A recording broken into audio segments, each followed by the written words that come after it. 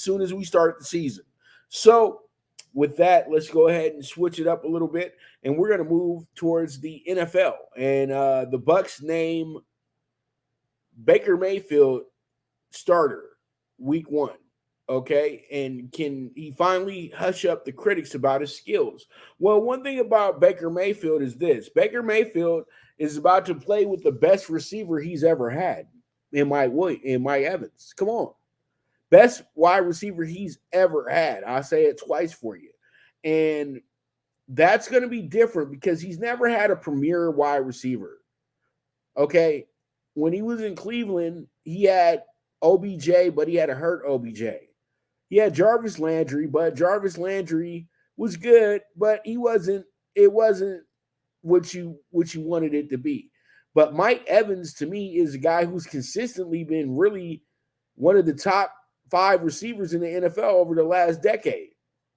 So when you get a guy like that who's consistently on the field, unlike Landry and Beckham, you'll have something that presents a very strong element for a Baker Mayfield, a guy that's been written off. But we all know when Baker gets in a rhythm, Baker's tough to stop.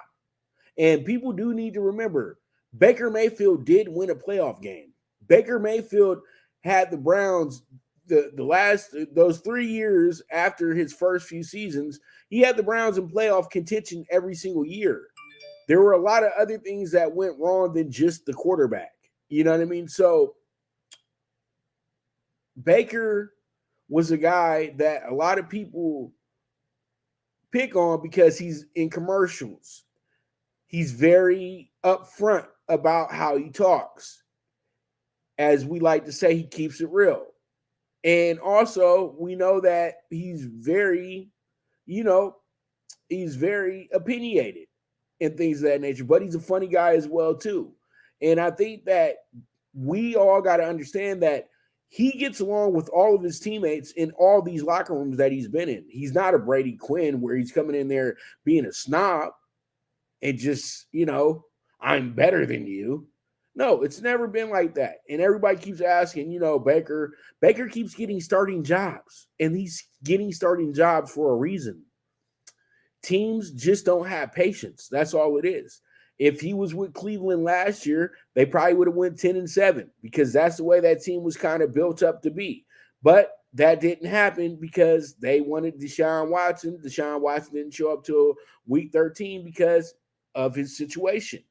And so pretty much Baker goes to Carolina where they had a bad coach and a bad system. So pretty much everybody was cut loose with that situation. And then he goes to the Rams, and yeah, the Rams season's over, but he brought excitement. He brought some excitement to the Rams there at the end of the year. I think he went 2-1.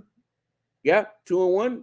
He beat Denver in Las Vegas. I know the other games he didn't look that great in, but man, he still came out and he had some very clutch games, very clutch moments, and he was exciting. And that's why I say Baker, when you look at the NFC South, Baker Mayfield is possibly the second best quarterback in the division. Look at what else you have in the division, okay? Carr, you're probably going to put him number 1 because Derek Carr is thrown for 4,000 yards consistently in the NFL a bunch of times. He's thrown 25, 30 touchdowns in the season as well, too. So, he's going to take that. He's going to take that title. But when it comes to winning a playoff game, he ain't never done that. Baker has. So you look at that and you say you rank Carr 1, you put Baker number 2. Then at number 3, you would probably put you would go ahead, and it's a real toss-up between Bryce Young and Desmond Ridder. But with the resume, you'll probably put Bryce Young over Desmond Ridder. But if you look at the experience in the NFL, you put Ridder over Young. So they're kind of tied for the 3rd place spot. But I probably would put Bryce 3rd and put Ridder 4th. So you see what I'm saying? That when you look at the way that the quarterback position is set up, who has the best wide receiver out the whole group? Baker. So these are things that you have to factor in. So whatever number you see the Bucs winning their division at is a high value number, in my opinion. To keep it real with you guys, like I know it sounds crazy today, but just think about it. Ty Bowles, a coach that they've said is a great coach, multiple places. They felt that they needed more time in New York. He's getting more time in Tampa Bay. Okay. So there's some things here that say, hey, the Bucs could be one of our surprise teams in the NFL if they can get their defense to be that same defense they were for Tom Brady. They'll keep themselves in games. That's one thing I know Baker will do for this team. And we'll see how it goes. I'm not trying to ride the Baker bandwagon or anything of that nature, but let's just keep it real. We know he was the number one pick in the draft, and he turned around that Browns franchise for a short moment in time. They became an exciting team, and they became a team that people thought were going to win the Super Bowl. Those 2-3 years of the success that he had in Cleveland. Yeah, people were coming up to me when I was living in Las Vegas. Oh man, I'm on the Browns.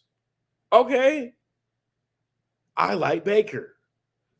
So, what happened to that love? What happened to that type of feel that you have for this quarterback? Well, it kind of went away, but it will come right back with a whole lot of winning. And that's something that they can do this season because they got the proper pieces.